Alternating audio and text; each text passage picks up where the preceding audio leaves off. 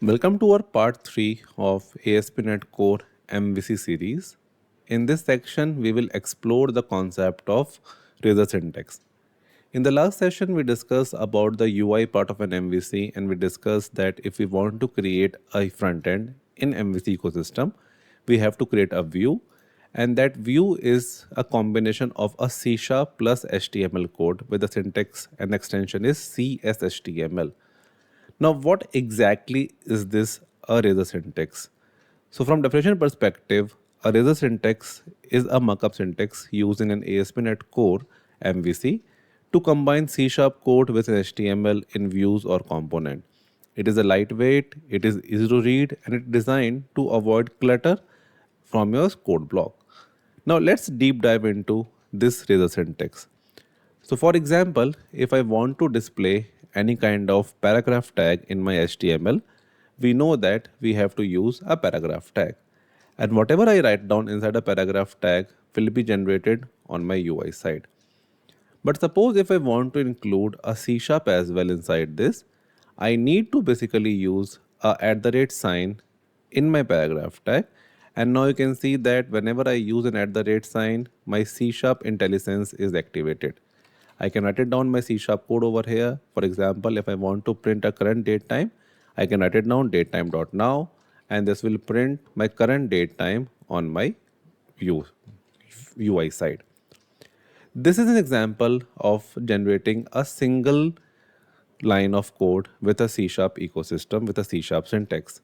But let's assume if I want to write down multiple lines of code. So in order to include a multiple line of code in C#, you need to use an @ and @ followed by curly braces. Now whatever you write it down inside this curly braces, that will be act as a C# code. So in the same example, if I want to generate a today's date, I will write it down where today equals to datetime dot now dot to long date string. So this will generate a long date format of my current string, and that is assigned to a variable name as today. I can generate this value by grabbing the variable value itself. So let's say I'll write it down today date and then @today. You have to notice one thing, that wherever I am combining HTML and C# in a same paragraph tag, I have to use C# with a Razor syntax, because if I remove this @ in front of it, now this will be acting as a simple HTML, and my Razor syntax is not able to get the value of this variable. Hence, if I want to get the value of this variable, then we have to use @ in front of it like this. I can also use a conditional statement inside my Razor syntax, and I have to again use same @ followed by curly braces. So conditional is also a multi-line statement, and if I want to use it, I can use an @ and inside this I can define a variable. So let's say I'll define the variable name is admin equals to true. Obviously this value is something which is coming from business logic, but we can set this as true as of now, and then I can define this inside my if else block.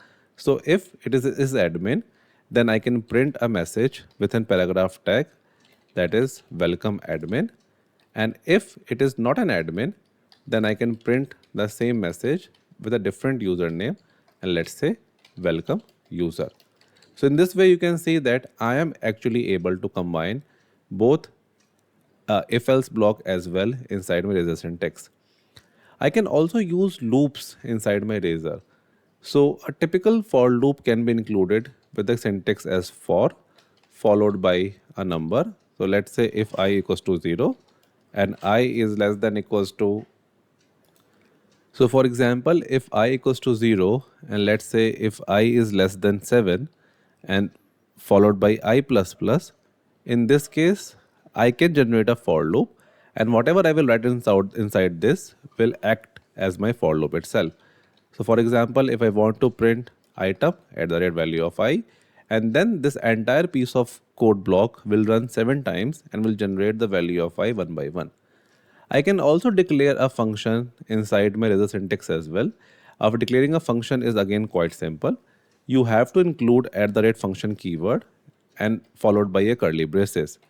And then you can write a normal method that you normally write it down in C sharp, that is public string convert to uppercase. Now this function will convert whatever the parameter I'll provide into an uppercase. And for example, I am simply using a parameter as a username over here, and the response will be a string only, but this username should be converted into my uppercase, and I am going to use an inbuilt method called as toUpper for this. Now this is my function which is declared inside my RazorSyntax, and if I want to use this function, I can use. Now you can see that I am able to declare a function inside my curly braces, and I'm able to call it as well with the help of h2 block.